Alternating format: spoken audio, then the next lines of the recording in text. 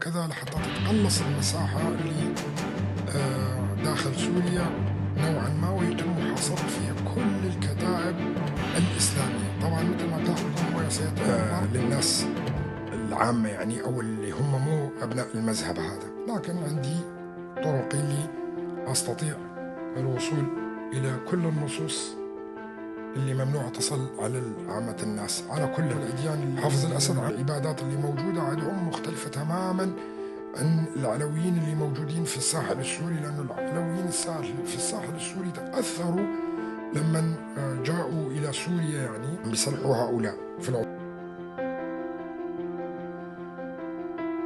وهذا هو الهدف الجاري. يعني الإسلاميين سوف يحاربون الإسلاميين في سوريا.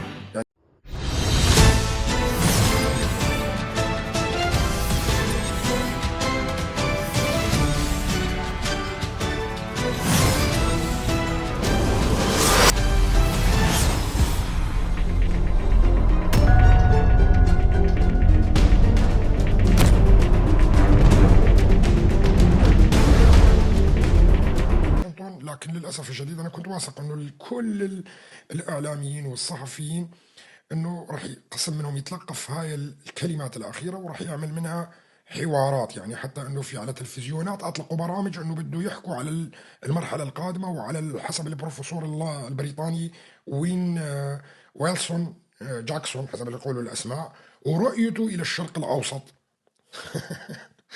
ورأيته للشرق الأوسط حتى يلفلفوا المواضيع ويبطنوها بهذا الموضوع لحتى يطلع. عزيزي أنا بقول لكم شغلة واحدة مشان تعرفوا، ما طرحته في قبل 4 سنوات الآن بدأوا يتداولونه، وما سأطرحه الآن راح تشوفوه خلال السنوات القادمة. والمشروع مثل ما قلت لكم مشروع طويل الأمد، ليس مشروع يوم ويومين وثلاثة. ومن خلال الكتابات اللي كتبتها أيضا، وأرسلت رسائل عديدة جدا أيضا حتى لأخواننا في السويداء مكتوبة أيضا، انه المشروع شو هو المشروع، على شو بدكم تنتبهوا، على شو بدكم تعتمدوا. وهذا يعني بكل فخر طلب خاص منهم طبعا ايضا. وانا ما بقصر مع اي حدا اذا طلب مني اي دراسه اقدم لهم اياه لحتى يفهموا الوضع. طبعا هنا بدي اقول لكم اياه، احنا والسويداء المصير تقريبا مرتبط، فلذلك انا لما اخدمها اهل السويداء واخواننا الدروز بالتحديد ايضا، انا بخدم قضيتي ايضا من طرف اخر، لانه اي تعطيل في اي مشروع بين الطرفين رح يؤدي الى تعطيل المشروع بالكامل، وهذا امر هام للغايه. طبعا مثل ما قلنا لكم الدول الغربيه دائما لديها نفس طويل جدا في تطبيق المشاريع، وما عندهم المشكله انه انت غيرت الخطه من الف الى باء والى اي وتسي كمان، وما عندهم مشكله بتبديل اي طرف دولي، وفي النهايه يصلون الى الاهداف اللي مرسومه لهم. فهذا امر مهم للغايه.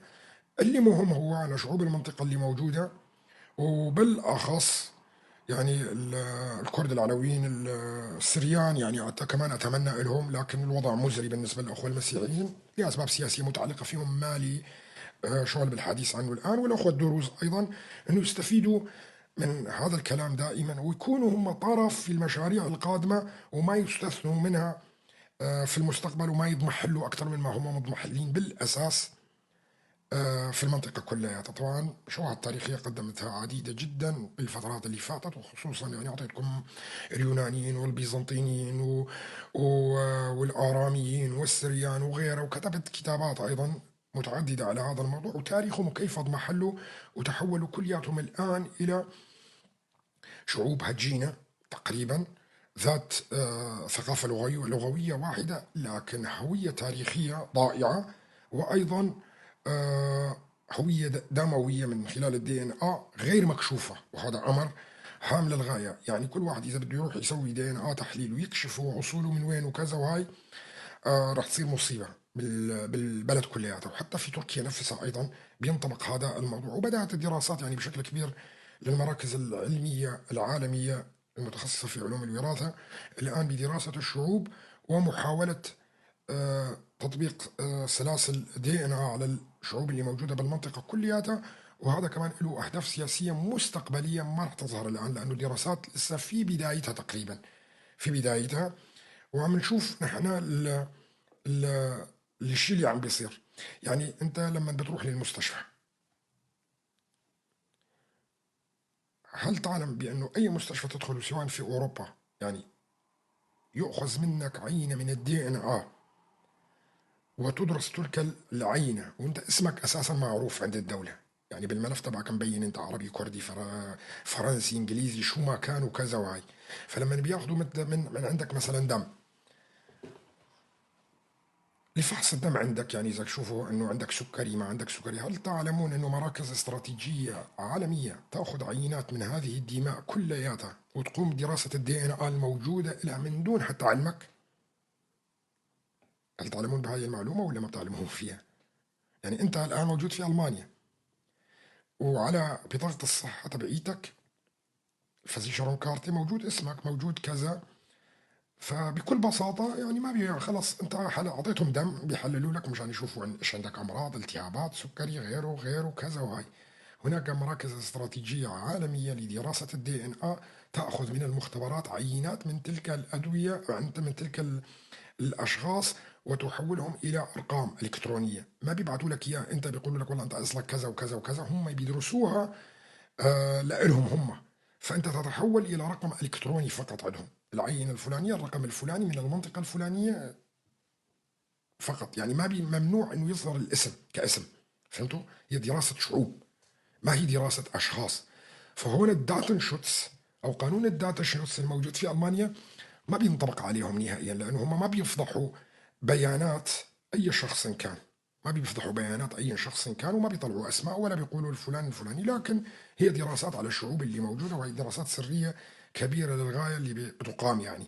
طبعا نفس الشيء موجود هذا وين؟ مين بيعرف؟ مين بيعرف وين موجود؟ موجود بالمخيمات، المنظمات الإنسانية والأطباء اللي معاهم والتحاليل اللي بيقوموا فيها بالمخيمات سواء كان في العراق سواء كان في تركيا سواء يعني مثلا إذا بدهم يدرسوا الشعب السوري مثلا، فكل هاي العينات تؤخذ من تلك المناطق. فمثلا الإيزيديين لما طلعوا من شنقال بوقتها واجوا على مخيمات بوقتها بايام داعش وكذا وهاي، فكانوا يجوا اطباء وكذا وهاي فياخذوا عينات من ناس كثير فيها، فراحوا درسوا مثلا الشعب اليزيدي، هذا مثال طبعا انا بعطيكم اياه. ونفس الشيء قاموا عليها بالشعب الكردي ايضا، ونفس الشيء قاموا عليها بالشعوب مثلا العربيه المسيحيه الكذا، كلياته قاموا بالدراسات الجينيه والهامه للغايه ودرسوا سلاسل الجينيه للمنطقه كلياتها.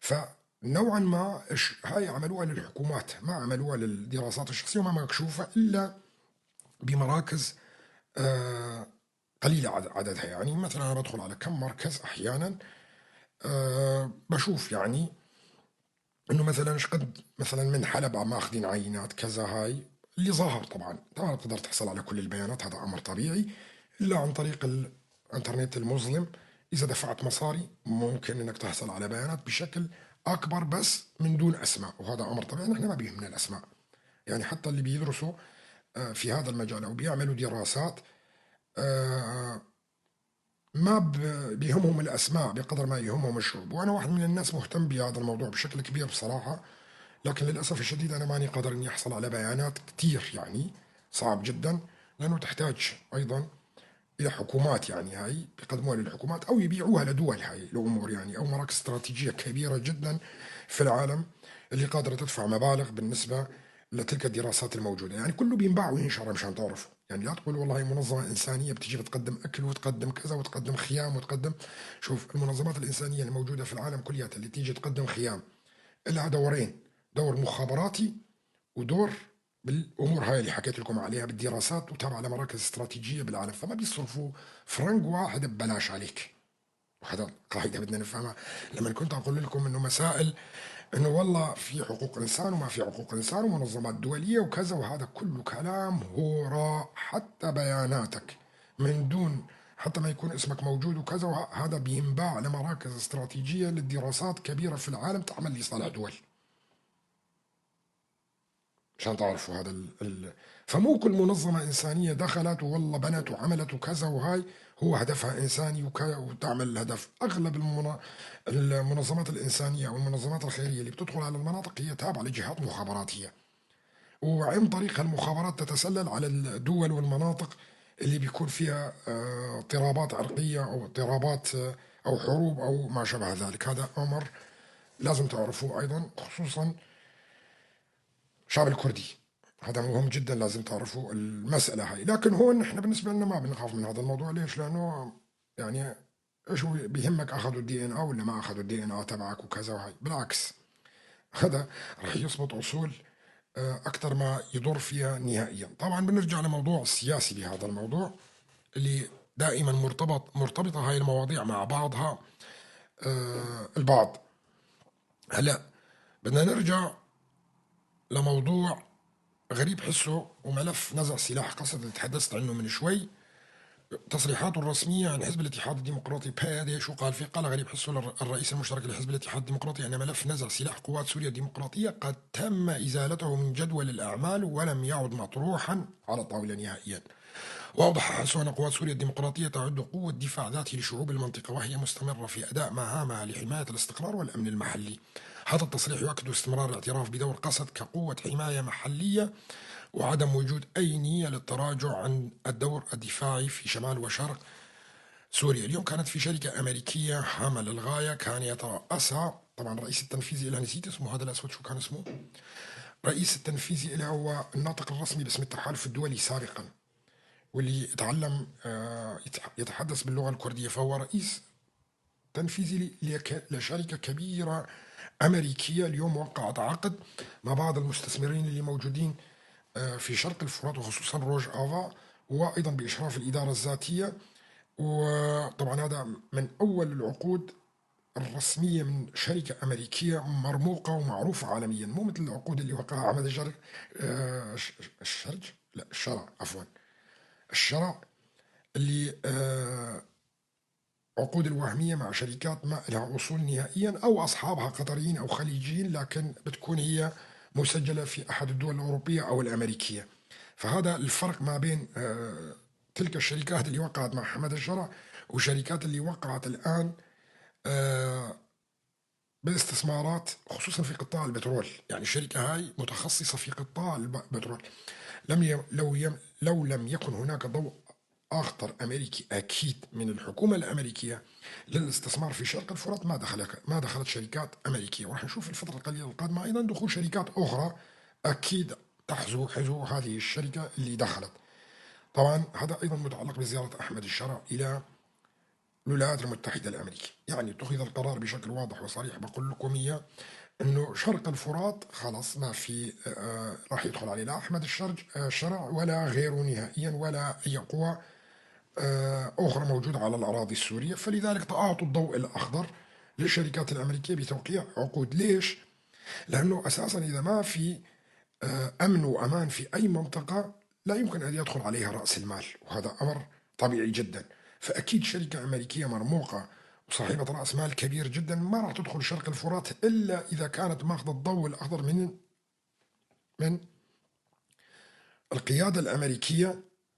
القيادة الأمريكية لحتى وقعت العقيد ماينز جاك بينز. المهم، فهذا يبدو أنه اطمئنان من الحكومة الأمريكية لحتى تدخل الشركات. يعني آخر من يدخل على البلدان في العالم كلياتها هي الشركات الخاصة. ليش؟ لأنه في هذول المثقفتشية اللي بيقولوا رأس المال جبان، هاي جملتهم دائما الجمل التافهة اللي بيرددوها دائما، انه رأس المال جبان ما بيدخل الا بيكون مأمن عليه 100%، وما حدا بيستثمر الا بيكون. هذا كلام صحيح، ولكن الجملة انا ما بتعجبني بصراحة. المثقفتشية اللي بيقولوا رأس المال جبان وما بيدخل الا بيكون في امن وامان وقانون وكذا وهاي. اذا يبدو انه نوعا ما في ارتياح امريكي للاداره الذاتيه اللي موجوده والقوانين الموجوده فيها، لحتى اعطت الضوء الاخضر للشركات الامريكيه بعمل او اجراء صفقات مع شرق الفرات. وهذا امر يبدو انه واضح جدا، ولا ما كان جاء المتحدث الرسمي باسم التحالف الدولي سابقا والان هو رئيس تنفيذي لاكبر الشركات الامريكيه من كبريات الشركات الامريكيه، خلينا هيك نقول، ويجي يستثمر في قطاع البترول تحديدا. وهذا في دلالات أخرى أيضا بأنه يبدو أنه الإدارة الأمريكية يعني تجاوزت دمشق بهذا الموضوع، أنه الموضوع هذا أساسا على شكل لا مركزية، هذا على شكل لا مركزي. فمن غير المعقول أنه تيجي شركة أمريكية توقع عقود مع الإدارة الذاتية لو كانت هناك نية بأنه يعني مثلا سوريا مركزية ولازم تعمل العقود هاي بإشراف الحكومة المركزية. هنا تجاوز للحكومة المركزية، ولها دلالات سياسية أيضا بهذا الموضوع الهام. طبعا كثير من الناس ما راح ينتبهوا على الدلالات السياسية ومفكرين شركات أمريكية اجت وكذا خلاص بده يوقع كذا. لا، الأمور ما بتجري. وما تقدر تفصل السياسة عن الاقتصاد أبدا. فصل السياسة عن الاقتصاد هذا خطأ كبير جدا. فإذا ما في دلالات سياسية لأي مسألة لن تعقد أي صفقة اقتصادية في المنطقة نهائيا. طيب ليش قطاع البترول بالذات؟ يعني ليش ما مثلا قطاعات أخرى كبداية؟ لأنه هو أهم قطاع هو اللي موجود. إذا لما بتجي شركة بترولية أو شركة مشتقات نفطية تأتي إلى سوريا وتستثمر في شرق الفرات، هذا دليل واضح أنه سوف يكون هناك استقلالية في القرار الاقتصادي المتعلق بالبترول والثروات الباطنية اللي موجودة في شرق الفرات، وهذا أمر هام للغاية جدا أيضا. إذا يبدو أن بترول سوريا سيبقى بيد الإدارة الذاتية، وهي اللي راح تعطي حصة للنظام مستقبلا حسب الاتفاقات اللي راح تصير. انك انت ما لك علاقه لا بعقود ولا بشركات بتجي ولا شركات التنقيب ولا اي شيء، انت تاخذ حصه صافي مثلا 50 60 40 تحسين 5 وتحسين، المهم يعني الرقم عشان ما تحفظه 5 وتحسين الك و 5 وحسين الي مثال يعني. وبالطريقه هاي انه اللي راح يصير، هذا اللي راح يصير بسوريا المستقبل على هاي الشاكله هاي. إذا نرجع للموضوع الهام أيضا، زيارة أحمد الشرع إلى أمريكا. طبعا أنا امبارح مثل ما قلت لكم فجرت لكم شغلة مهمة جدا للغاية. أحمد الشرع يعني أعلنوا أنه هو رايح أنه بده يوقع على اتفاقية محاربة داعش. وطبعا بدكم تشوفوا أصحاب الرؤوس المربعة من بني عو اللي راح يطلعوا وبيبرروا لك أنه الشرع راح للأمريكا وهذا اعتراف وخلاص قصد وانتهت وبدهم يسلموا كل شيء، يشيلوا السلاح ويشيلوه من يتقصد وبده يحطوه بجماعة الدقانة، وهن اللي راح يكونوا الأساس حسب تفسيرهم. يعني الشلنتحي اللي بيفكر التفكير الأعوج يعني دائما، وبده يطلعوا بالتلفزيونات وبالإعلام وكذا وهاي، وبده يطابلوا لأحمد الشرع، وبدهم يعملوا على أساس أنه هو المنقذ للأمة السنية العرمرمية اللي جاية. هو ما بيعرف أنه أحمد الشرع أساسا رايح الولايات المتحدة الأمريكية مشان يحاربهم هم نفسهم، فهو رايح لهناك للاتفاق على آلية محاربة التنظيمات الإرهابية والجهادية اللي موجودة بالأساس في سوريا، يعني بني أمية. يعني بني أمية، يعني أحمد الشرع ذهابه إلى الولايات المتحدة الأمريكية متعلق بشيء واحد فقط: بنرفع العقوبات، بنسوي كل شيء، ما عندنا مشكلة كذا وهاي، بس بدك تتحد مع قسد بأي شكل من الأشكال وبدكم تحاربوا الدقانة. هذا هو المفهوم تبعه كلياته. والكلام الخرنطعي اللي بيحكوه المحللين وكذا هذا كله شيلوه حطوه بالزبالة نهائيا. أول شيء هي مهلة النهاية، الجولة الثانية مع أحمد شرع، يا بيعطوه مدة 6 أشهر تانية إنه يبقى في الحكم على أن يفي بوعوده بهاي المسألة، لأنه الأمر كان صعب أيضا وإلى الآن صعب جدا. يعني مو من السهل جدا إنه أحمد الشرع الآن يأتي ويقول لك أنا توحدت مع قسد وبدنا نحارب الدقانة. مو بده كل الدقانة الدنيا اللي موجودة في سوريا وكلهم أساسا من هذا الموديل رح يقوموا عليه، هذا أمر طبيعي ورح ينقلبوا عليه. فما نستبعد أيضا أنه بيحصل هذا فعلا هنا. هل يستطيع التحالف الدولي حماية أحمد الشرع في المستقبل من أي انقلاب، حتى لو خلوه كراكوس يعني بالقصر الجمهوري، خلوه كراكوس ومن حوله كلياته لو ينقلب عليه وحموا القصر الجمهوري وحموه هو شخصيا؟ وارد هذا الأمر أيضا، هذا الأمر وارد. ولا يوجد عند التحالف الدولي إلا حليف واحد موثوق فيه، هو قوات سوريا الديمقراطية اللي عم بيوسع عدده وعم تجي كميات سلاح كبيرة جدا أيضا، ويتم تسليحه بأسلحة نوعية كل يوم. اليوم دخلت أنواع من مدافع كانت يعني على ما أعتقد أنه هي أول مرة بتدخل إلى شرق الفرات. وتم أيضا تجهيز كثير من الشباب اللي موجودين في قوات سوريا الديمقراطية من دون ذكر تفاصيل هاي للتدريب على تلك الأسلحة الجديدة اللي داخلة. طبعا عشرات الآلاف من الأخوان العرب السنة والدروز أيضا والعلويين موجودين أيضا في شرق الفرات، وانضموا لقوات سوريا الديمقراطية في المستقبل لحتى يكونوا أيضا طرف في المناطق اللي راح يروحوا لها حتى بتوافق روسي أمريكي. وحتى من أخوة الدروز أيضا موجود، من سويداء موجود كتير انضموا إلى قوات سوريا الديمقراطية اللي راح يروحوا إلى السويداء في المستقبل. يعني اليوم حتى شفتوا، يمكن لاحظتوا بخطاب الشيخ الهجري أيضا اليوم، واللي هو شكر التحالف الدولي. طيب السؤال الذي يطرح نفسه بغض النظر عما يطرح في الإعلام كلياته هاي، ماذا قدم التحالف الدولي للشيخ الهجري ليقوم الشيخ الهجري اليوم بشكر التحالف الدولي وشكر الولايات المتحدة الأمريكية؟ إذا جيت أنت، احنا بنعرف أن الولايات المتحدة الأمريكية مع سوريا مثل ما بيقولوا هدول أصحاب الرؤوس المربعة وجماعة بني أمية اللي صدعونا في سويداء بدها ترجع، شرق الفرات بده يرجع، كله بده يصير واحد، وبده يقعد واحد عربي سني يحكم الكل وكذا وهاي، وكله بده يكون خانع وخاضع، وهو اللي مسيطر وهو اللي بيعمل مجازر وهو اللي بده يسوي كل شيء حسب تفكيرهم. شرنتحي اللي بيفكروا فيه اللي ما له هو أي أساس من الصحة وبعيد عن الواقع تماما حسب تفكيرهم. طيب ليش الشيخ الهجري معناته يشكر الولايات المتحدة الأمريكية؟ يشكر الولايات المتحدة الأمريكية على أنه إيش راح يسلم الشرع الحكم كله، ويجي الشرع يستلم السويداء ويستلم شرق الفرات ويستلم كل مكان؟ لا، هناك بالخفاء أمور ووعود بالنسبة للسويداء وبالنسبة لشرق الفرات ما هي ظاهرة للإعلام وما هي واضحة أيضا. فيشكر الشيخ الهجري التحالف الدولي نفسه. ليش؟ لأنه التحالف الدولي أخذ كثير من شباب السويداء وأخذهم للتدريب مع شرق الفرات لحتى يجوا بالمستقبل القريب اللي راح يكونوا في السويداء ويكون لبنة الجيش اللي راح يصير في جنوب سوريا. وهذا خذوها مني، راح تشوفوها بالمستقبل القريب. أيضا نفس الشيء بتعاون روسي أمريكي أيضا. حتى هنا في كثير من الشباب الساحل أيضا موجودين. على فكرة الشباب الساحل اللي موجودين مو بس علوية، مشان تعرفوا في منهم كثير من السنة أيضا اللي موجودين الآن، ويجهز للحرس الوطني أو قوات ما يسمى الساحل الديمقراطي. وهذا الاسم كمان احفظوه، أعتقد أنه رح يجي الاسم هذا خلال الفترة القادمة.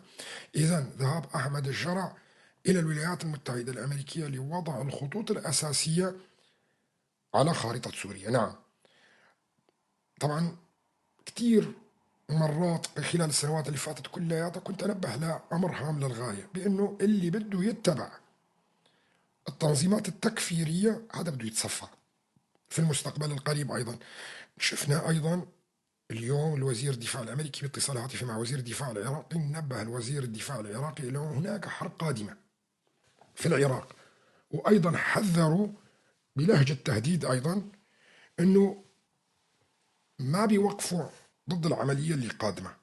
طيب ضد العملية القادمة ضد مين؟ العملية القادمة الأمريكية في العراق ضد مين؟ حسب طبعا تصريح وزير الدفاع العراقي. طبعا اللي متابعني خلال الفترة اللي فاتت كلها والشهور اللي فاتت بيعرف، بس أنا بسأل هؤلاء المتابعين الجدد، الأخوة الجدد اللي إجوا، إنه بده يحاربوا مين؟ لا مو بس الأذرع الشيعية، مو بس أذرع الشيعية، بده يحاربوا أيضا جماعة الدقانة اللي راح يدخلوا من سوريا إلى العراق، اللي راح يدخلوا من سوريا إلى العراق. طيب شلون؟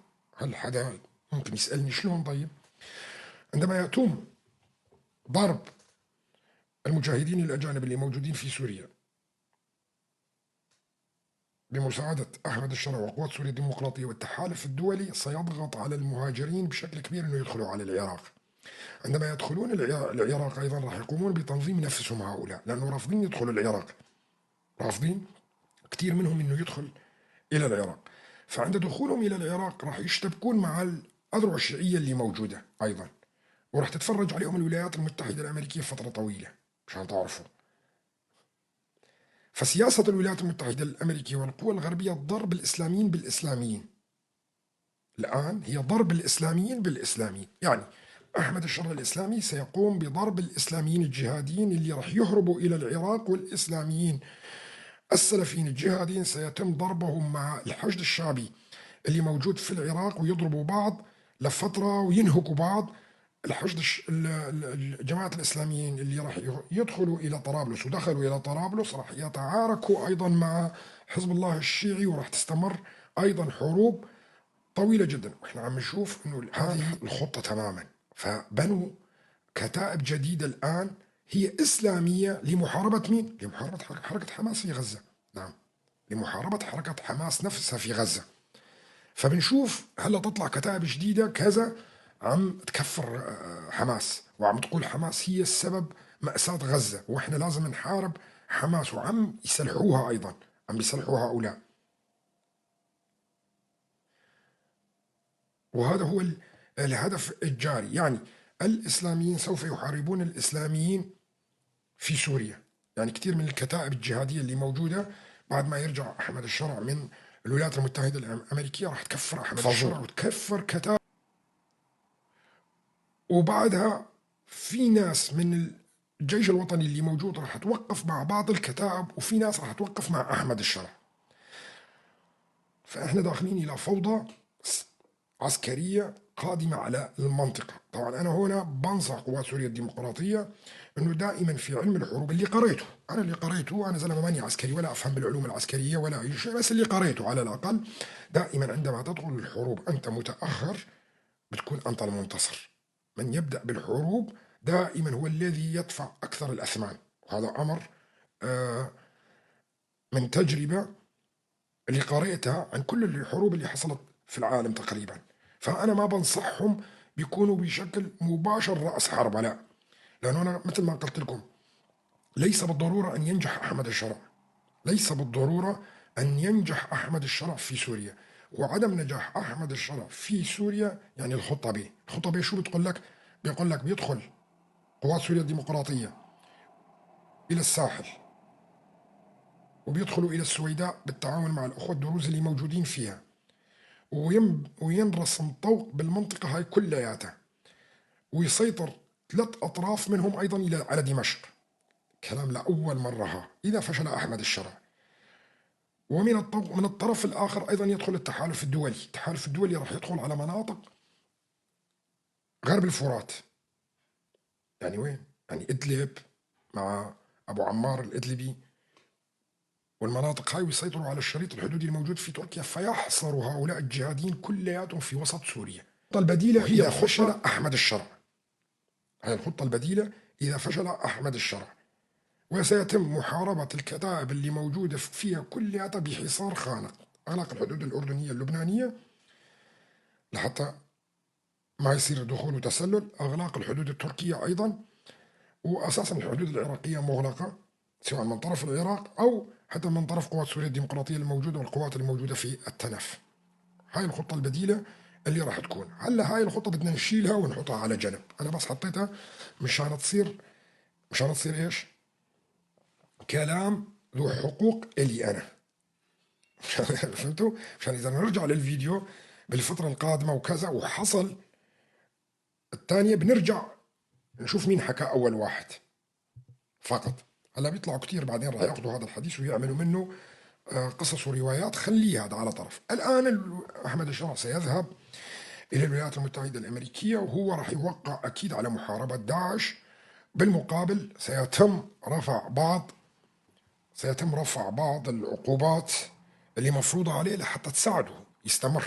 طبعا هنا بدنا نفرق بين المبدأ الفكري اللي حكيته من زمان ما بين أحمد الشرع وأبو محمد الجولاني، وهذا أنا شرحته كتير. فالفرق بين أحمد الشرع وأبو محمد الجولاني فرق هائل جدا. أحمد الشرع هو الضابط، ما بدي أقول ضابط لأنه ما له ضابط بالأساس، هو عجي تم تجنيده وإدخاله السجن في العراق، وهذا الحديث تحدثت عنه من سنوات طويلة جدا أيضا. وتم تدريبه على يد الشيوخ اللي موجودين في السجون العراقية التابعين للفكر الجهادي السلفي اللي كانوا معتقلينهم القوات العراقية والأمريكية آنذاك. وتم تدريسه وتخرج من إيد أولئك الشيوخ، وأولئك الشيوخ أعطوه صك البراءة ليخرج ويخرج إلى التنظيمات الجهادية على أساس أنه هو يعني خلص الدورات الشرعية كلها اللي موجودة في السجن. وبالأساس هي خطة بريطانية أنه لما بيجندوا أي شخص وين بياخذوه يتعلم؟ بياخذوه على السجون. نعم، انه على اساس هو معتقل وكذا، ويتقرب من الشيوخ اللي موجوده فيها لحتى ياخذ مكان في التنظيم. طبعا تحدثت لكم ايضا امبارح كان ايضا هذا الموضوع بانه لما خرج من السجن أبو مصعب الزرقاوي ما قبل فيه. أبو مصعب الزرقاوي ما قبل فيه، ما تقرب منه لا من بعيد ولا من قريب، كان حاسس بأنه هذا عميل، إلى أن قتل أبو مصعب الزرقاوي في غارة أمريكية بوقتها، وهو ظهر على السطح أنه اليد اليمنى لأبو بكر البغدادي، وهكذا تدرج وإلى وصل أنه قمة أنه يكون أحد قادات التنظيم الجهادي اللي موجود في سوريا، ويبلش بالخطة اللي موجودة. برجع بكرر لكم أمر هام للغاية. اللي هجم على السويداء مو أحمد الشرع، اللي هجم على السويداء هو أبو محمد الجولاني، واللي هجم على الساحل أيضا مو أحمد الشرع، اللي هجم على الساحل هو أبو محمد الجولاني، واللي بده يهجم على شرق الفرات في المستقبل هو أيضا أبو محمد الجولاني، ليس أحمد الشرع. أحمد الشرع هو شخصية مختلفة تماما عن أبو محمد الجولاني، هو عميل مخابراتي، عميل جاي يطبق خطة على سوريا كلياتها، وعنده دور في تقسيم سوريا، عنده دور في تقسيم سوريا ودور واضح جدا. وبرجع بكرر الكلام اللي حكيته قبل من بداية سقوط بشار الأسد، ويمكن قبلها كمان، أنه أساسا ما جاء أحمد الشرع إلى الحكم في سوريا إلا وهم متفقين على كل الخطة اللي بده يقوم فيها ودوره، هو قايم بالخطة تماما. لكن هناك تحديات كبيرة جدا ضمن مهمته، تحديات ليست سهلة. هل يستطيع أحمد الشرع التغلب على أبو محمد الجولاني ويعمل مثلا نوعا ما جيش بمساعدة التحالف الدولي انه يصير يحارب هؤلاء الكتائب الجهادية اللي موجودة؟ انا لا اعتقد. نعم، الخطة 3B اللي راح تطبق بالتعاون مع التحالف الدولي وقوات سوريا الديمقراطية، بس ايضا لن تنجح، وانا ما بنصح بنجاحها. ليش؟ انا بقول لكم بكل وضوح، اذا نجح احمد الشرع يعني سوريا تحولت الى سوريا لا مركزية، تحولت الى سوريا لا مركزيه بشكل فيدرالي، بشكل حكم ذاتي لكل منطقه، بهذا الشكل اللي راح بيصير فيه. لكن اذا فشل احمد الشرع راح تتقسم سوريا الى اقل شيء يكون فيدراليات ودول، اذا فشل. نعم. طبعا هنا انا مشان اصحاب الرؤوس المربعه، انا رجل لا اقدم ما اتمناه، انا اقدم سياسه مجرده من العواطف والكذا وهي، وبقدم رؤيه تحليليه. مثل ما تعتبرني مثلا الماني، خيو اعتبرني الماني لكن متحدث باللغه العربيه، بكونه كبران هنا بالمانيا، فاعتبرني هيك واحد عم بيقدم رؤيه سياسيه، فهذا ما له علاقه بما احب او ما لا احب. هلا اذا جيت سالتني انت كردي شو بتحب، راح اقول لك تتقسم 200 الف قسمه، وان شاء الله كل حاره بتصير فيها دوله مقسمه. انا هيك بحب كعاطفه، فهمت علي؟ لكن انا عم بقول لك اذا نجح احمد الشرع تحولنا الى لا مركزيات، وممكن يكون فيدراليات ونوعا ما وكذا وهاي. لكن اذا فشل احمد الشرع سوريا ذاهبه للتقسيم بالبلان بي تبع الدول اللي رسمه للمنطقه، الرسمه اللي لازم تكون. طبعا هلا بدي اقول لكم شغله واحده وهامه للغايه، هل الولايات المتحده الامريكيه وبريطانيا بدها سوريا تتقسم ام لا كدول؟ سؤال الذي يطرح نفسه. طيب الجواب لا لا ولا نعم. شلون؟ شلون الجواب لا لا ولا نعم؟ نعم، الجواب لا لا ولا نعم. الولايات المتحدة الأمريكية وبريطانيا بالمرحلة الحالية اللي احنا فيها لا تريد تقسيم سوريا كدول في المرحلة الحالية، لكن في المستقبل، في المستقبل البعيد على مدار 25 سنة ثانية لحتى تكون كل المنطقة ناضجة في تركيا وفي إيران وفي المناطق الثانية، نعم. فهمتوا؟ فلذلك انه الولايات المتحده الامريكيه تحاول عن طريق احمد الشرع تبطأ المشروع تبع تقسيم سوريا. يعني انتم ملاحظين انه شوف الثوره السوريه، ما تسمى الثوره السوريه، اخذت 14 15 سنه، وشرق الفرات صار له 14 سنه عم يصارع على البقاء والوجود، ولسه ممكن يصارع 14 سنه ثانيه. فالاخوه في السويداء بدكم تعرفوا شيء مهم للغايه، بده يكون عندكم نفس طويل وتضحيات كبيرة جدا، ولازم التكاتف مع بعض من أجل البقاء. وهي لازم النقطة، وأنا امبارح حكيت لكم إياه واليوم كتبتها أيضا، وبرجع بكررها على لايفي أنا، لأنه أنا متأكد في بعض الأخوة اللي بيستمعوا علي أحيانا، خصوصا لما يكون البرنامج باللغة العربية. أنا بنصحكم، وهذا أمر مهم للغاية، نفس طويل. واللي موجودين في الخارج لازم يساعدوا أهاليهم الموجودين في الداخل أيضا. هلا المسائل ليست مسائل اقتصادية كلياتها، مو بالضرورة، مو بالضرورة أنه المسائل الاقتصادية، المشاريع هاي بتمتد على عشرات السنوات، وهاي المشاريع من خلال لما تاخذ الوقت تبعها هي صراع وجود. يعني صراعكم أنتم الآن في سوريا هو صراع وجود، يا أما أن تكونون يا أما أن لا تكونون نهائيا. وحقيقة هاي، وهذا الكلام لا ينطبق بس عليكم أنتم، لا ينطبق حتى على الأخوة العلويين والمسيحيين. طبعا المسيحيين صلي عليهم، لأنه ما في مشروع سياسي وما في أي بادرة أنه ممكن أنه الأخوة المسيحيين بيكون عندهم هيكلية سياسية في المستقبل، وهم تابعين للكنائس تبعيتهم، والكنائس تبعيتهم كلياتها ما لها متفقة على رأي واحد، ويفضلون الخلاص الفردي على الخلاص الجمعي. وهي سياسة الكنيسة منذ سقوط القسطنطينية، وأنا ما بدي أحكي فيها، وأتمنى لهم الخير طبعا، أتمنى لهم أنه يجتمعوا ويكون عندهم مشروع سياسي، وبعيدا عن الكنائس كل الطوائف اللي موجودة المسيحية مع بعض تعمل جسم سياسي خاص بالمسيحيين ومطالب المسيحيين، وتحافظ على وجود المسيحيين، وهذا أمر طبيعي. أما إذا ما حبوا لنفسهم أكيد هذا أمر يخصهم في النهاية. هنا الأمر المهم، لكن الأخوة الدروز والأخوة العلويين لا، هم دول عندهم فكر البقاء. وأنا بشوف الأخوة العلويين عندهم حركة نوعا ما، عملوا مجلس سياسي في أوروبا، عملوا مجالس سياسية أخرى موجودة في الداخل ولو كانت بشكل سري، وعندهم تواصلات مع الروس ومحاولة يعني أنه يعني ينهضوا على أقدامهم. وأنا متأكد أنه بالفترة القليلة القادمة رح ينهضوا على أقدامهم، والعمل جاري بشكل كبير جدا بالخفاء ومع الروس أيضا. وبلشوا الروس الآن الحركة في الساحل، وهذا أمر أنا حكيت عنه من شهور جدا، وبتوافق فرنسي أمريكي من شهور كتير. لما كانت المجازر اللي بتحصل في الساحل طلعت أنا وكنت بقول لكم بده يتحول الساحل إلى أقليم، لكن الصورة غير واضحة الآن، وممكن صعب يكون تصديق هذا الكلام كلياته، لأنه الوضع مزري جدا وفي مجازر وفي أمور صعبة لا يمكن تصديقها. لكن الآن بدأت الحركة، وعم نشوف الروس الآن بدأوا في الساحل بالتحرك بشكل كبير.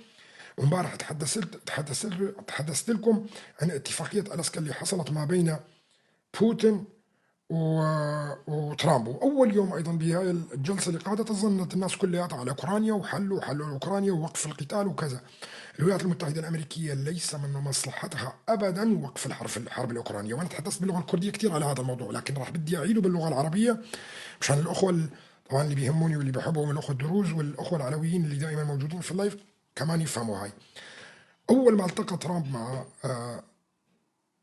مع بوتين في ألاسكا، أنا الوحيد اللي بالعالم كله طلعت وقلت لكم هذا اللقاء ما له علاقة بأوكرانيا، وكل اللي بتشوفوه بالإعلام على أوكرانيا وبدهم يلتقوا زيلينسكي وكذا وكذا وبده تتوقف الحرب، هذا كلام هراء ليس له أي أساس من الصحة.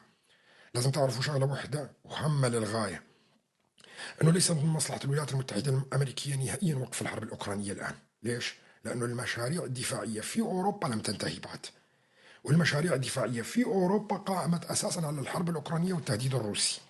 والولايات المتحدة الأمريكية عم تبيع كل دول أوروبا أسلحة وعقود لمدة عشرات السنوات القادمة، هذا هام للغاية.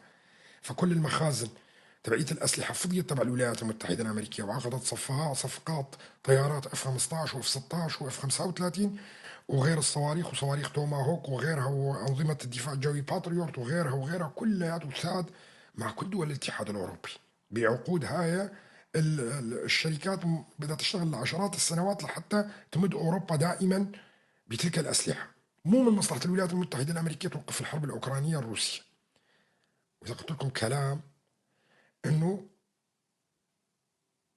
الروس متفقين مع الأمريكان على هذا الموضوع، مشان تعرفوا الروس متفقين مع الأمريكان على هذا الموضوع.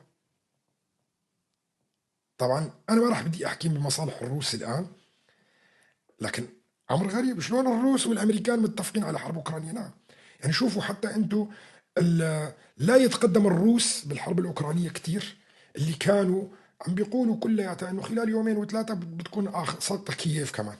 بزمانات لما بداية الحرب انه الروس اقوياء، الروس ضخمين، الروس سلاح نووي، الروس ما بعرف ايش، خلال يومين بيطلعوا من كييف وكذا. لا، خلوا الروس يحتلوا اجزاء من الاربع اقاليم ويروحوا بالمكان، شوي يتقدم الروسي شوي يتقدم الاوكران. يعني حتى اليوم لامبارح، يعني على اساس انه عم في تفاوض انه بيعطوا زيلينسكي صواريخ توماهوك، واليوم طلع ترامب قال لك لا انا ما راح اعطي صواريخ توماهوك. ما بده يتفوق الاوكرانيين على الروس ويرجعوا مناطق تانية وكذا، بده يستمر الحرب،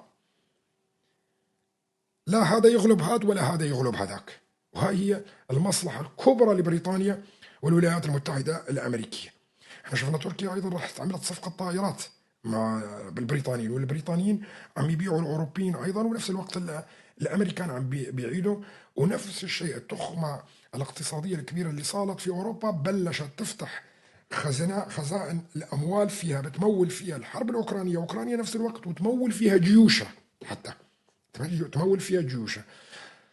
فبنشوف الآن اتفاقيات سرية كبيرة جدا ما بين دول الاتحاد الأوروبي كلها على إنشاء جيوش جديدة بتكتلات.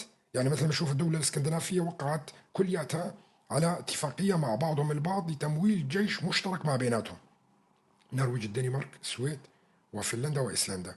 ونجي نحن هنا الدول الأوروبية الثانية اللي راح تتكتل مع بعضها، خصوصا فرنسا وبريطانيا، يعني وممكن تكون معهم اسبانيا وايطاليا ايضا والنمسا وهنغاريا ايضا. هؤلاء الدول في دفاع مشترك. يعني حتى الدول الاتحاد الاوروبي مو ككتله اتحاد اوروبي كامله مع بعضها بدها تسوي جيش اوروبي، لا.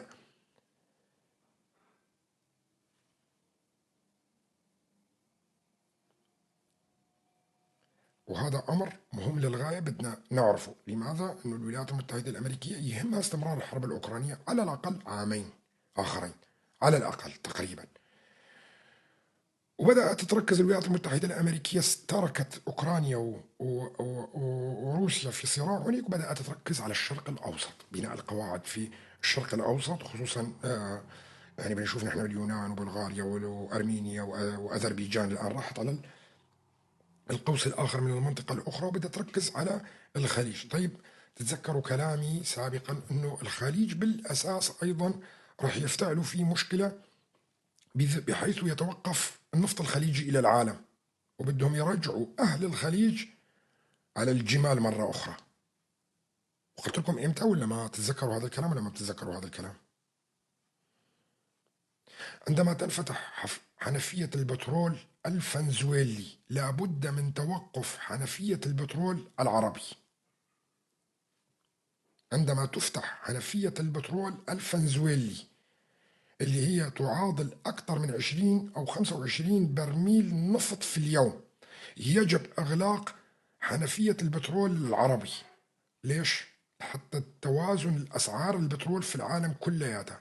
إذا أنت عندك 40 مليون برميل يخرجوا من منطقة الشرق الأوسط، وعندك بالإضافة لهم 25 برميل نفط أو إلى 30 برميل نفط من فنزويلا، هنا راح يصير انهيار في اسعار البترول اللي ما بدها فيه، ما بدها الولايات المتحده الامريكيه نهائيا. الولايات المتحده الامريكيه تريد الهروب من الشرق الاوسط وانهاء مساله ربط الدولار بالبترول. فنزويلا قريبه منها، اذا سيطرت على فنزويلا وعملت حروب اغلقت لسبب معين البترول اللي يجي من الدول العربيه، تحكمت بالعالم كلياته وما في بترول الا من هونيك، ولن يستطيع احد انه يساوم على البترول مقابل الدولار. صح ولا لا؟ الان السعوديه بدها تروح تهرب الى منظمه بريس، ايران عندها بترول تهرب الى التعاون مع الصين والدول الثانيه. طيب، انتاج ايران والمملكه العربيه السعوديه والامارات وقطر والعراق وكل الدول هذا يعادل 40 برميل نفط في اليوم. إذا حققت هذا فنزويلا لابد للولايات المتحدة الأمريكية إغلاق جميع الحنفيات الأخرى اللي موجودة للبترول في المنطقة، وتعتمد على بترول واحد فقط اللي يطلع من إسرائيل لحتى توازن البترول الفنزويلي. شلون؟ يعني فنزويلا تنتج 25 تستطيع إنتاج 25 مليون برميل في اليوم. لا تلخبطوا لي، تكتبوا أرقام. فنزويلا تنتج، شوف الحسبة البسيطة اللي بعقلي أنا، فنزويلا تنتج 25 مليون برميل في اليوم بطاقتها الحالية. إذن الولايات المتحدة الأمريكية تحتاج إلى 15 مليون برميل في اليوم ليعادل ما ينتجه العالم الآن، وهي تصير تتحكم في الطاقة في العالم كلياته. منين بدها تعوض ال 15 مليون؟ خلينا نقول استثمارات في فنزويلا وشركات أمريكية وبريطانية وكذا، وعلى السريع أنتجوا لهم 5 مليون آخر. فهون في عندك فارق 10 مليون. ال10 مليون هذا راح تجي من إسرائيل، من البترول اللي راح يتدفق من وين؟ من معبر داوود، كركوك، شرق الفرات. صح ولا لا؟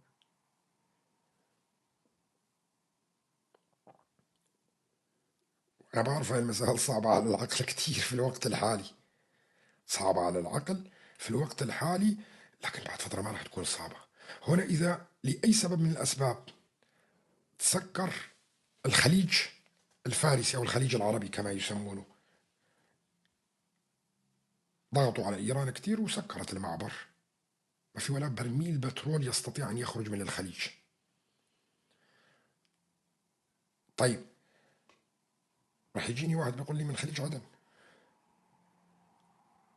يعني اليمن وكذا، وهاي ما افتعلوا حرب في اليمن اساسا مشان ما يصير المساله هاي كلياتها، مشان ما ينفتح اي معبر للبترول من المحيط عن طريق اليمن، يعني السعوديه تصير تودي على اليمن ومن اليمن يخرج لبرا، فراحوا عملوا الحرب اليمنيه اللي موجوده حاليا. وفصل الساحل اليمني قادم، فصل الساحل اليمني وتقسيم اليمن قادم بكل وضوح يعني.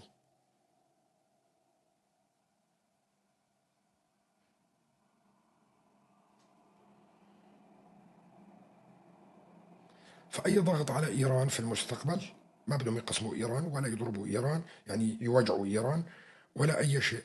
ضغط، ضرب المنشآت النووية مرة ثانية، افتعال حرب معها كذا، من هون لهون كذا، ضغط زيادة، إيران بدها تسكر المعبر، بتقول لك علي وعلى أعدائي. بس هذا ما راح يتم إلا في حال غزو فنزويلا، واللي بدأ يظهر في الأفق الآن، والحديث في الولايات المتحدة الأمريكية بغزو فنزويلا، وأنه حياة الرئيس الفنزويلي بخطر. اليوم أحد الصحفيات سألت ترامب، قالت له: هل ستغتالون ماتادور؟ شو قال ترامب؟ قال: لن أجيب للصحافة. قال: هل ستغزون فنزويلا؟ قال: ليس بالضرورة أني أقول لك. ما نفى ولا أنكر ولا أي شيء. طيب التعويض الآخر اللي راح يتم من وين نوعا ما، لأنه إذا قلنا بده يوازنوا بين الأسعار مشان يرفعوا كذا وهي، سوف يكون من نيجيريا. فلذلك يقوم ترامب الآن بالتحضير لغزو نيجيريا بحجة حماية المسيحيين اللي موجودين فيها، لأنه نيجيريا تنتج أيضا بترول وبكميات ممتازة جدا، توصل ل7 مليون برميل إذا استثمروا فيها بشكل جيد. فهمتوا الحبكة الشلنتاهية اللي بيفكروا فيها؟ طبعا مثل ما قلت لكم، زيارة أحمد الشرع للولايات المتحدة الأمريكية راح تحدد مصيره هاي الزيارة، يا إما يكمل في سوريا حقيقة كرئاسة وكذا والدور اللي معطينه إياه، يا أما أنه راح يعطوه مدة زمنية محددة. أعتقد أنه ما راح تتجاوز ال6 أشهر، في حال فشل فيها أحمد الشرع راح تتطور الأمور في سوريا إلى شكل كيانات مباشرة، يعني كيان شرق الفرات، كيان الساحل، كيان الجنوب، وهكذا لحتى تتقلص المساحة اللي داخل سوريا نوعا ما، ويتم محاصرة فيها كل الكتائب الإسلامية. طبعا مثل ما قلت لكم، هو سيتم ضرب الكتائب الإسلامية بالكتائب الإسلامية نفسها. فراح نشوف نحن يعني جماعة أحمد الشرع والمنتمين له اللي مطبلين له هو نفسه يعني، وقسم كبير راح ينشق منه من السلفية الجهادية اللي هم ضد أساسا الغرب وكذا، وما راح يقبلوا نهائيا أنه أحمد الشرع يطبق أي مبادئ علمانية داخل سوريا. وهذا راح نشوفه خلال الفترة القليلة القادمة أكيد بعد زيارة أحمد الشرع. فشفنا احنا أيضا مثلا لما الفرنسيين أعطوه إعاز بالهجوم على آه، الجهاديين الفرنسيين. وطبعا هون شفنا أنه كثير من الكتائب يعني حاولت تتوقف مع الفرنسيين. طبعا هؤلاء كلياتهم سيتم محاربتهم في المستقبل القريب من قبل التحالف الدولي وأحمد الشرع، وممكن بعض من قوات سوريا الديمقراطية أيضا راح تكون أيضا أساس في الحرب القادمة على تلك الكتائب اللي موجودة. طيب ما درجة أنه أحمد الشرع يا ترى أنه هل سينجح بأنه يحارب الأجانب وينتصر وكذا وبعدين يقسم سوريا إلى فيدراليات أو لا مركزيات حسب ما هو مرسوم له؟ أنا بشوفه صعب. إنه مسألة نجاحه ممكنة، لكن هي صعب، تعتمد على أساسا مدى تعاون قوات سوريا الديمقراطية معه أيضا. طبعا احنا بنشوف انه قوات سوريا الديمقراطية يعني توصل للعالم كلياته انه انا اللي عملت اللي علي، وانا بالنسبة لي جاهز اني انا اندمج معك ككتلة واني اساعد ايضا في الحرب القادمة على الارهاب اكيد. لكن ليس بالضرورة انه تنجح كل الاتفاقيات هاي، لانه حتى جماعة احمد الشرع نفسهم لا يقبلون بقوات سوريا الديمقراطية ابدا. فهذا امر تحدي كبير جدا، راح يكون تحدي لأحمد الشرع نفسه، أنه هل سوف ينجح أم لن ينجح في هذا الموضوع. طبعا أنا قلت لكم إذا ما نجح بهذا الموضوع سينتقل التحالف الدولي والقوى الغربية وعلى رأسهم بريطانيا وأمريكا وفرنسا إلى الخطة البلان الثاني اللي موضوع لسوريا في حال لم ينجح أحمد الشرع. وهذا كان كلياته مدروس. البلان الأول بالأساس هو كان تقسيم سوريا، إطالة عمر بشار الأسد إلى كل هالفترة هاي كلياته. تحدثت عن البافر ستيت وكيف سيتم ضرب المكونات بعضها ببعض لحتى هي كل وحدة تتقوقع على نفسها وتعمل كيان لحالها. يعني مستحيل العلويين الآن يقبلون بحكم هؤلاء مهما كلف الثمن، وهذا أمر طبيعي جدا، ولهم حلفائهم الروس وراح يدخلون على الخط قريبا. في سويداء نفس الشيء، وفي شرق الفرات أساسا أيضا نفس الشيء، بعد كل المجازر اللي عملوها وكل التفكير الأحمق اللي شفتوه، انه طالعين كلياتهم جهاديين وبدنا نقضي على الاقليات والسب والشتم واللي شايفينه والتجيش الاعلامي، هذا كلياته كان مدروس، هذا كلياته لم ياتي من عبث. والحمقى تبعوا ايضا اجهزه المخابرات العالميه ونفذوا مشاريعهم، لانه اي جحش بالعالم يا غبي يا سلكي يا حمار يا بلا عقل، انت لما بدك تحكم في سوريا مثلا كان من المفروض انك انت تطلع وتقدم خطاب معتدل وتطمن كل الاقليات اللي موجوده وتقول نحن كلياتنا سوريين وكلياتنا اخوه وسنعيش في هذا البلد وكل الناس تاخذ حقوقها، مو جايينكم بالمقص ولا جايينكم بقطع الرؤوس ولا كذا ولا كل الجرائم اللي حصلت. لخدمه من انتم قمتم بهذا التجيش الاعلامي اللي حصل بشكل كبير، والتجيش اللي موجود على الارض ايضا، وثوره العشائر وغيرها وغيرها. ما حدا جبالي بده يقسم سوريا، هذا امر طبيعي. يعني إذا حدا ظن أنه يقدر ينهي الطرف الآخر اللي موجود على الأرض فهذا إنسان عديم العقل، من سابع المستحيلات أنه حدا يقدر، لأنه أساسا سوريا مكونة، اسم سوريا مكونة من كل الأطراف اللي موجودة، فإذا ذهب طرف فراح تكون سوريا ناقص شيء، وهذا شيء مستحيل أبدا. يعني هاي ما بطلت اسمها سوريا يعني. فأنتوا هذا التجيش اللي حصل والهجمة الإعلامية والتجيش الطائفي والكذا اللي انزرع خلال 14 سنة، وعملت عليه المخابرات التركية وعملت عليه المخابرات الدولية في غرب الفرات وأطلقت عنان يديها في كل الخريطة السورية، ما كان جاي من عبث.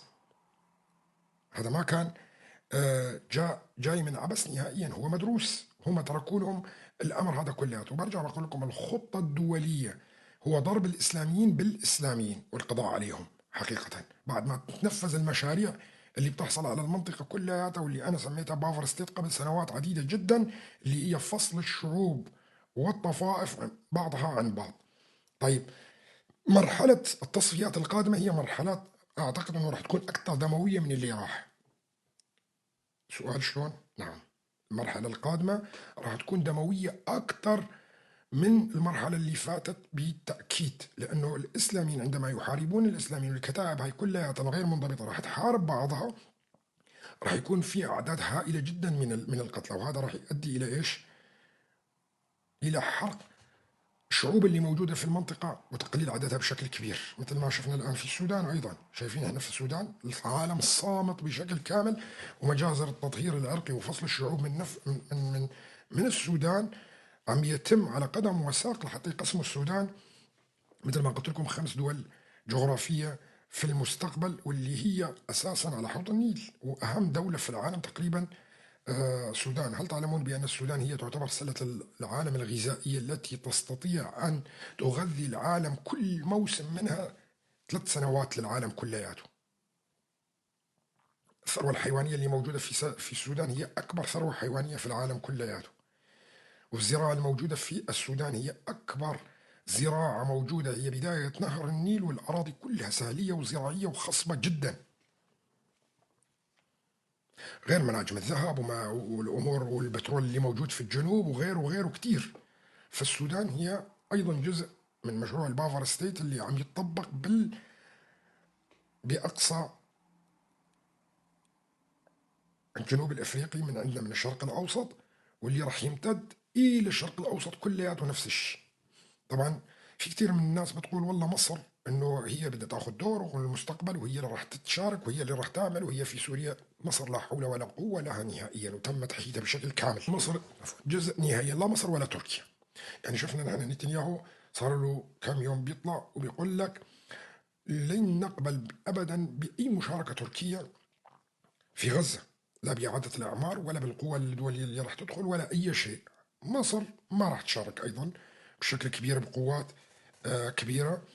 بيطلع بعض السياسيين أو الإعلاميين اللي يتحدثوا عن دور مصر القادم في سوريا. أنا بأكد لكم لن يكون هناك دور لمصر في سوريا نهائيا، لأنه مصر بالأساس هي ضد أحمد الشرع وضد الحكومة اللي موجودة، ومن المستحيل أن تسمح لحركة الإخوان المسلمين أنه تحكم في سوريا بالتأكيد، هذا أمر. فمصر مستبعدة تماما من الحكي اللي بيحكوه الإعلاميين اللي موجودين، لا مصر ولا المملكة العربية السعودية ولا أي دولة أخرى باستثناء الإمارات. الإمارات لها دائما دور في تمويل جميع الحركات التي تنقلب على الإسلاميين، سواء كانوا سلفيين أو كانوا حتى أخوان مسلمين، وهذا الدور اللي بتقوم فيه الإمارات. المملكة العربية السعودية دائما تتقدم خطوة وتباعد خطوتين، وهذا أمر شفناه بكثير من الدول العربية، خصوصا دول الربيع العربي سابقا. طبعا هذا أنا بأكد لكم إياه. فالمرحلة القادمة في سوريا هي راح تكون مرحلة أكثر دموية من ال 14 سنة اللي فاتت. الحروب اللي بيشنها الإسلاميين على بعض هي أشد وأقوى وما فيها رحمة نهائيا، وفيها قتل راح يكون حتى على الهوية. هذا أمر راح نشوفه. طبعا أنا أعتقد من وجهة نظري الخاصة أيضا، وهذا تحذير طبعا آه للأقليات الموجودة في الداخل، وبالأخص هنا بدي أخص هي الأقلية الإسماعيلية اللي رمت حالها في حضن الشرع. هم راح يدفعوا أكثر الأثمان في المستقبل اللي جاي، لأنه هم يعني بحكم المال حاليا اللي بيدفعوا آغا خان للكتائب الموجودة، كل مرة بيدفع 100 مليار دولار كل 6 أشهر لحتى ما يقربوا على الأقلية الإسماعيلية. وبتشوفوا كثير من أبواق الإسماعيلية عم بتطبل لأحمد الشرع وكذا. هاي راح تدفع أكثر الأثمان في المستقبل. ليش؟ لانه لما يصير الفلتان الامني اكثر، هاي الكتائب اللي موجوده هي كتائب مال، يعني تبحث عن موارد مال، فراح تروح تهدد الاقليه الاسماعيليه اذا ما دفع احمد خان مبالغ بملايين الدولارات اللي موجوده اللي كان بيدفع لها احمد الشرع في المستقبل. بكل هدول راح يطالبوا باموال، فلذلك راح يضربوا الاقليه الاسماعيليه وراح يختصوا منهم كثير. المراشده نفس الشيء، عليهم خطر كبير جدا في المستقبل، وانا باكد لكم هذا الكلام. طبعا عزيزي بيقول لي في مليون علوي تقريبا بالشام، هاي راح يعملوا عليه شوي شوي لحتى يعيدوا كل العلويين اللي موجودين في الشام والمناطق الأخرى إلى الساحل مرة أخرى، وهذا اسمه البافر ستيت، ضرب الأقليات وضرب الشعوب بعضها بعض حتى تتقوقع على بعضها. وهذا حصل في العراق أيضا، وحصل في دول عديدة جدا في العالم. فالعلويين الموجودين في الشام الآن بيضغطوا عليهم كثير، ولازم تخلوا البيوت وكذا، وهذا كله مخطط مرسوم لحتى كل العلوية يرجع للساحل، حتى يبنوا الإقليم العلوي في المستقبل.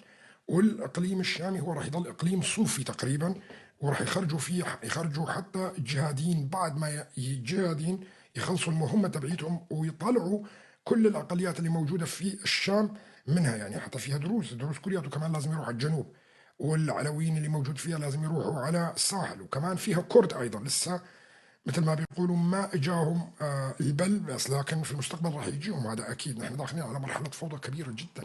لا اعتقد انه احمد الشرع قادر انه يسيطر على الاوضاع كلياتها. ممكن يسيطر على الشام في فتره معينه، لكن مو بشكل كبير او طويل. يقول من زمان أجدادنا كانوا يقولوا الشام مو لنا. طبعا أخي ابن طرطوس، هذا الشام معروف تاريخيا إذا حسبتها من الناحية الطائفية، مو إنه الأجداد كانوا يقولوها. كتاب الجفر عند العلوية اللي يقول، وأنا ما بدي أخوض في هون لأنه أنا دارس المذاهب العلوية بشكل معمق جدا، الجعفرية والقز الباشية أيضا اثنيناتهم. فعندك أنت آه الأغلبية العظمى هم الجعفرية ما بين الأخوة العلويين، واللي بيعتمدوا فيه على كتاب الجفر.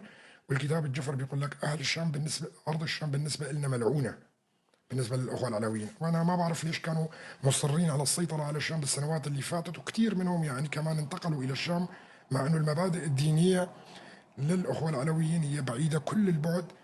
آه، الحي- الحيدرية والكلازية هي الجعفر. الحيدرية هي الجعفرية، والكلازية هي القز الباشية. هو بيفهم علي أخونا العلوي. هاي أنتوا الغير علويين بتقولوا هاي الأسماء، لكن ضمن الطائفة العلوية بيقولوا جعفرية وقز الباشية. صح ولا لا ابن طرطوس؟ وأنا ما بدي أخوض بالدين، ما بدي أخوض بالدين العلوي، لأنه أساسا أنا بحترم دينه. الأديان اللي هي آه، الأديان اللي هي يعني مغلقة على نفسها، ما بحب أطلع تعاليمها الدينية، يعني لا الأخوة الدروز ولا حتى الأخوة العلويين. حافظ الأسد اشتغل عليه، لأنه حافظ الأسد قز الباش عزيزي هو كان ضد الجعفرية. صح ولا لا؟ إيه صحيح، مليون بالمية. أبوس عينك، أنا بعرف شو عم بتكلم، ودارس الأديان هاي يمكن أكثر من أبناء الطائفة نفسهم، لأنه ومع أنه تعاليمها سرية وممنوع تطلع للناس العامة، يعني أو اللي هم مو أبناء المذهب هذا. لكن عندي طرقي اللي أستطيع الوصول إلى كل النصوص اللي ممنوع تصل على عامة الناس. على كل، حافظ الأسد عمل على الحيدرية والكلازية، والحيدرية يطلق عليهم أخساء أيضا. لا أخونا ميرفان، أنا بحكي بدينهم بالمصطلحات تبعيتهم، مو المصطلحات التي تطلق عليهم من غير العلويين. هذا أمر، حتى الأسماء بين اللي بيطلقها غير العلويين على العلويين مختلف. يعني مثلا عندك السنة بيقولوا عليهم نصيرية، صح ولا لا؟ هم ما بيقولوا على حالهم هذه الأسماء هاي كلياتها.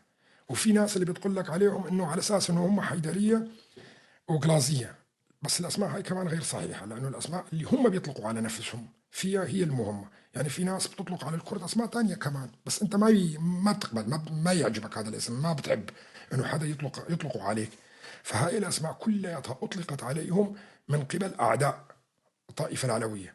فالاعداء الطائفه العلويه هم اللي اطلقوا عليهم هاي الاسماء. فأتمنى أنه ما نقع بهذا الخطأ، ونراعي مشاعر كل الناس اللي عندها معتقدات ونحترمها، وهذا أمر طبيعي. نعم العثماني، برافو عليك ابن طرطوس، برافو عليك. هاي العثمانيين هم اللي أطلقوا عليه، وخصوصا في عام 1920، في حرب عام 1920 عندما هاجم العثمانيين على جبال العلويين وأقاموا فيها مجازر. فجاءهم الشيخ من شنغال، اسمه الشيخ شو، احكي عنها اخونا بن طرطوس ولا ما في داعي احكي عنها؟ عام 1920 الى العام 1927، الشيخ الشنغالي. وين مقامه الان موجود الشيخ الشنغالي؟ المكزون السنجاري، نعم هو بالذات. وين الان مقامه موجود؟ بدي هو يقول. موجود في ريف دمشق كفر سوسة. نعم موجود في ريف دمشق كفر سوسة. لا في دمشق، موجود في دمشق. على كل خلونا نطلع من المواضيع هاي. وأنا بحترم كل الأديان طبعا، وأنا درستها كدراسة ثقافية للمعلومات، يعني ما درستها لدين أو إني يعني من مبدأ ديني نهائيا، كدراسات على الشعوب هاي وأصولها وأساسها ومعتقداتها، وشو هم اللي يطلقون على نفسهم، وشو اللي بيطلق عليهم عليه أعدائهم أيضا، وهذا أمر خاص فيهم. يعني طبعا لا يجوز أنه الحديث بأمور بالنسبة لهم هي تعتبر أسرار روحية. فمثل ما قلت لك عزيزي، هو بكتاب الجفر اللي موجود، هو أساسا المفروض العلويين ما بيروحوا على مناطق الشام وهاي، لأنه بكتاب الجفر يعني بالنسبة لهم هاي الأرض ممكن تكون سبب مجازر فيهم في كتاب الجفر اللي كتبه الإمام علي حسب معتقدهم هم أيضا. فيجب على الأخوة العلوية بلا أساس الانسحاب من الشام حقيقة، يعني حسب معتقدهم. أنا مالي شغل أنا بالأمور، أنا بحكي بحسب معتقدهم.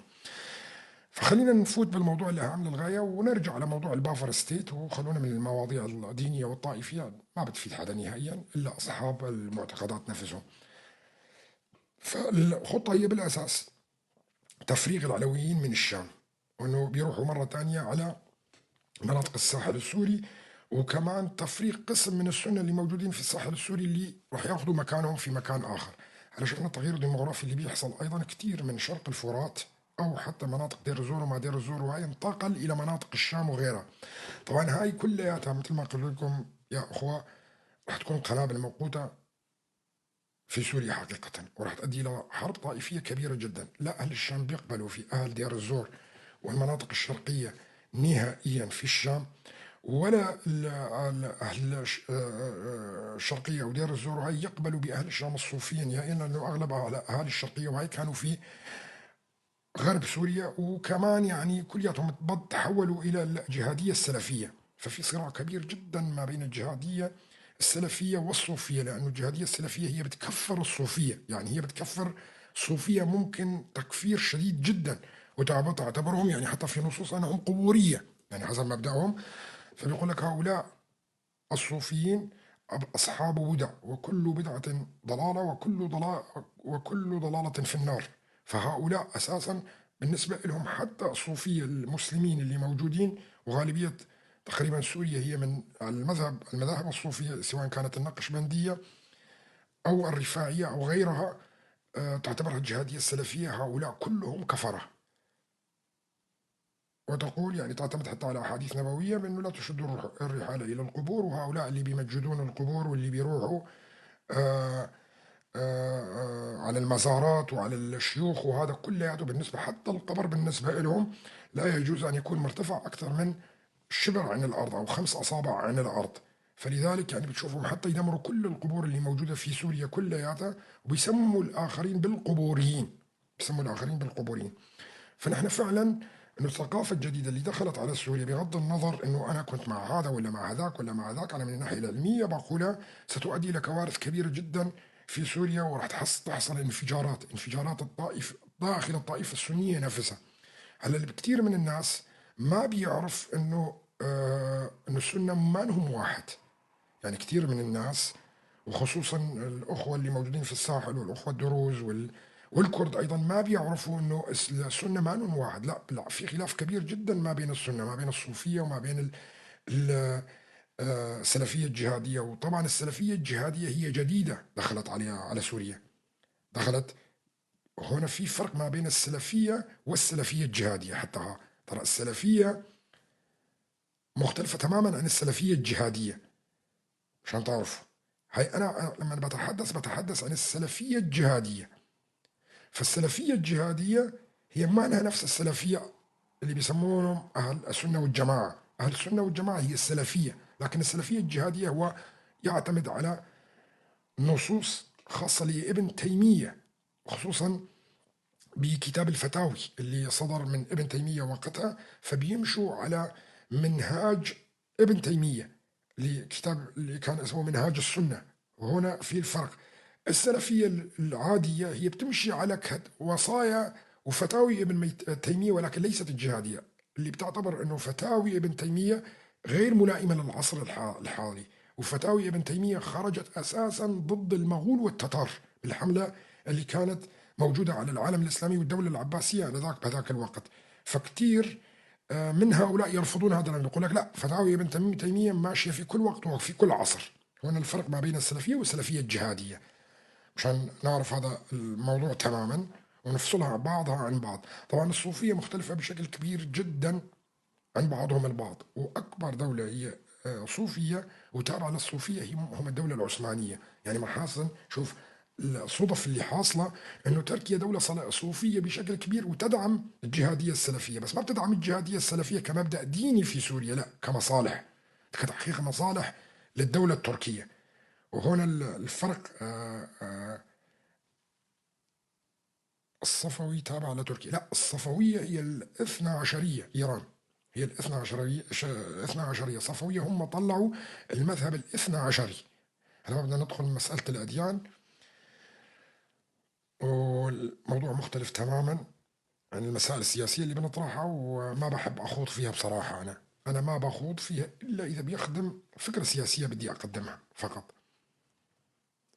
أعتقد أن العلويين هم من الأكارية الكرد، وأغلبهم أعتقد يسكنون في جنوب وشرق تركيا. بالنسبة للعلويين الموجودين في تركيا يختلفون بشكل كبير عن العلويين الموجودين في سوريا، يختلفون، خصوصا العلويين الموجودين في منطقة ديرسم الكرد، لأنه حتى بالطقوس والأديان والعبادات اللي موجودة عندهم مختلفة تماما عن العلويين اللي موجودين في الساحل السوري. لأنه العلويين في الساحل السوري تأثروا لما جاءوا إلى سوريا، يعني في العصور الوسطى تأثروا بشكل كبير ببعض المعتقدات الأخرى، فيعني ما بدنا نقول إنه انحرفوا، لا، بس تغير دينهم عن العلوية اللي موجودة في تركيا، خصوصا المناطق الكردية. فالعلوية الموجودة في المناطق الكردية ما بتشبه العلوية نوعا ما بالطقوس والتقاليد وال والمعتقدات آه، اللي موجودة عند الأخوة العلويين اللي بينطقوا باللغة العربية، اللي بينطقوا باللغة العربية. طبعا هاي كل الشعوب هاي بالأساسية ما لها شعوب عربية حقيقة، نقول لكم إياه. وما يعني يمتون للعرب بصلة نهائيا. هي فقط اللي بيجمعهم مع العرب هو تعلم اللغة العربية، سواء كانت اللي أخذوها من المذهب الشيعي بكل أشكاله اللي موجودة، لأنه العلوية تعتبر يعني قريبة من المذهب الشيعي، مع أنه الأثنى عشرية بيكفروا العلوية حقيقة. الاثنى عشرية بيكفروا العلوية، بس ما بيكفروا السنة بشكل كبير، بيكفروا العلوية أكثر، بيكفروا علي إلهية، وبيكفروا كل المذاهب الشيعية الأخرى اللي هي منها اثنى عشرية، حتى الزيدية.